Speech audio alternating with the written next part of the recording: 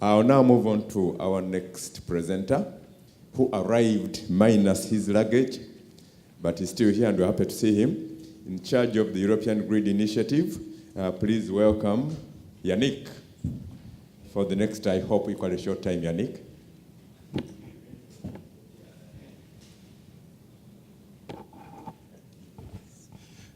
Yeah, thank you very much. So I apologize for the very casual outfit, but you know that airplane companies have their own understanding of service level agreement, quality of service, and user support. So, after the first presentation, which gave us an insight on what, who, where, and when, I will try to give you a brief panorama of the e-infrastructure in Europe, the status and perspective. So the e-infrastructure landscape in Europe, as we have already heard, covers the network or the connectivity. It covers also the data part and the computing part, as well as the open access and all what concerns the policy. So just starting with the connectivity part, you have already heard about Giant, and I'm sure that you are all familiar with. So Giant currently serves about 50 million users and 10,000 institutions in Europe, and it reaches over 100 countries worldwide. So I'm waiting with impatience that they are connected to Ukraine and Western Africa, because this is a very strong missing link. As you can see, GN connects 65 countries outside of Europe, and it reaches all the continents. So this is the backbone, the network backbone of the European research and education. I won't spend too much time on that because it has already been presented by the European Commission. This is the Africa Connect project, which hopefully will be followed by Africa Connect 2. And which will increase the connectivity between Europe and Africa. So you may have heard also that on last October 7, Terena and Dante, we were the two organizations operating Giant, have now merged into a single entity, which is called the Giant Association. So now that there won't be any more confusion, Giant is the name of the network, and it's also the name of the managing organization. Above the network, we find what we usually call the high throughput computing, so which will provide capabilities for that kind of computing, and will aim to use as many computing resources over long periods of time to achieve computational tasks. And this could be made of cluster of standard computers. So within that category of e-infrastructure, we find, of course, EGI, which delivers an integrated and federated grid and cloud computing services to European researchers, but not only. And EGI, as you may have heard, is coordinated by EGI.eu, which is a not-for-profit foundation established in Netherlands, and which operates EGI on behalf of the National Grid Initiative and the AEROs, who are the participants of EGI.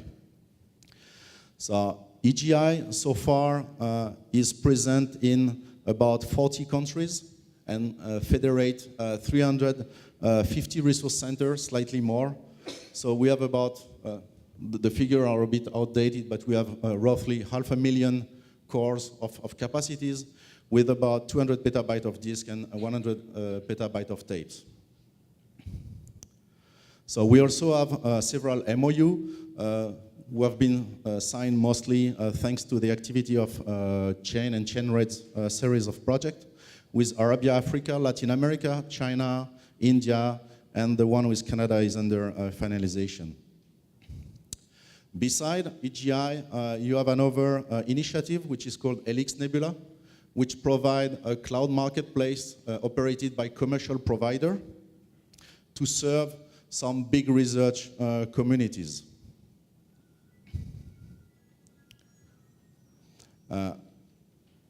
Aside the high throughput computing, you can find also, of course, the high performance computing, which is very important in Europe.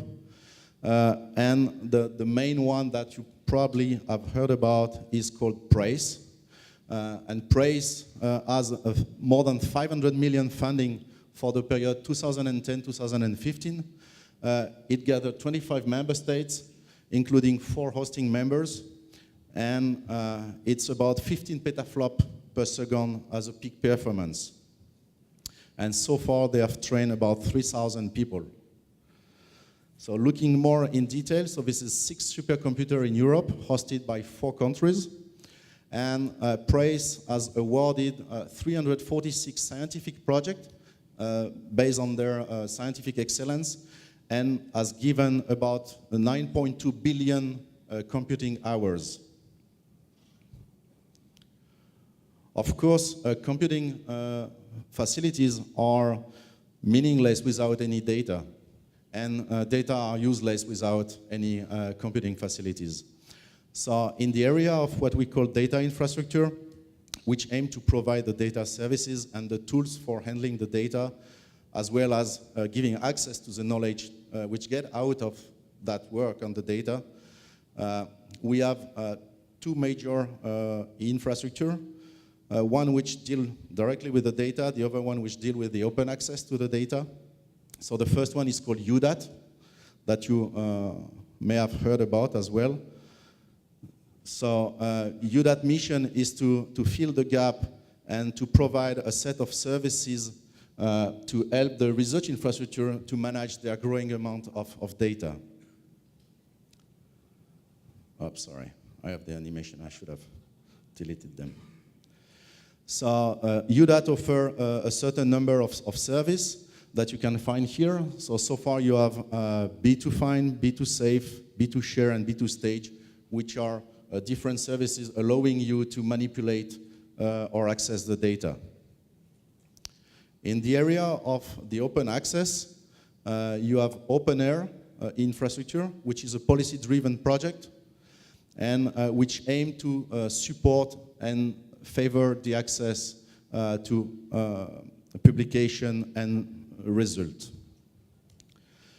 In terms of figures, OpenAir give access to about 9 million open access publication, as more than 460 data providers, 2 main funders, the European Commission and Wellcome Trust. And they are providing statistic monitoring. They are also generating research output report, and they are lobbying for open access. So they have submitted a new proposal, which is called OpenAir 2020, and which aim to further extend the achievement of the first OpenAir project. So now we have covered the network, the computing, the data, and it's time to look a bit at the policy, because without any clear and strong policy, without any clear direction and strategy, we cannot go very far. So the e-infrastructure themselves need to remain connected to the member state strategy, and we need also to reinforce the link and the interaction between the e-infrastructure and the research infrastructure. So at the policy level, these 2 groups of projects are represented respectively by EIRG and S3 policy group. In that presentation, I will just focus on EIRG, which is about the e-infrastructure. So EIRG has been funded to provide strategic advice and guidance on the development of European e-infrastructure for research, and their delegates are appointed by the ministries, and thus they represent their nation. So this is really a policy group which represents all the member states. The vision is to have an open and innovating e-infrastructure that will enable flexible cooperation and optimal use by international user communities of all electronically available resources. In their white paper in 2013, they have devised the concept of the e-infrastructure common, and the e-infrastructure common could be achieved through a joint strategic effort between the user and the primary strategic actors and suppliers. The providers should have the freedom to innovate, and the user could enjoy the freedom to choose the services they need. And the idea that users should focus on doing science in international research collaboration, whilst avoiding spending effort on the requirement to access the various services. So far, the researchers are often confused by the current complex infrastructure landscape.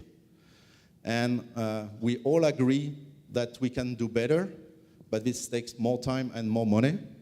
And this is why we try to optimize and improve what we are doing. So the means to achieve that goal is to increase the community building and the high-level strategic and coordination, as I already mentioned, to improve the service provision, offering a flexible, open, and competitive approach to national, European, and global service provision, and to innovate, always, implementing major innovation projects through the best consortia, including infrastructure suppliers, industry, user, and academia.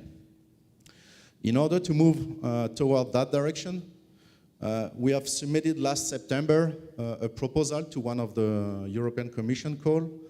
That proposal gathered together EGI, UDAT, GEANT, OpenAir, PRACE, the CERN, EIRG, and S3, all together to work on the realization and achievement of that e-infrastructure commons. So the e-infrastructure common, in fact, is mostly a piece in the complete vision, which is the open science common. And we have to work first on that first part. Yeah, but this is my last slide. We have to work first on the e-infrastructure common to be able to offer the user community the two other part of the puzzle. Thank you very much.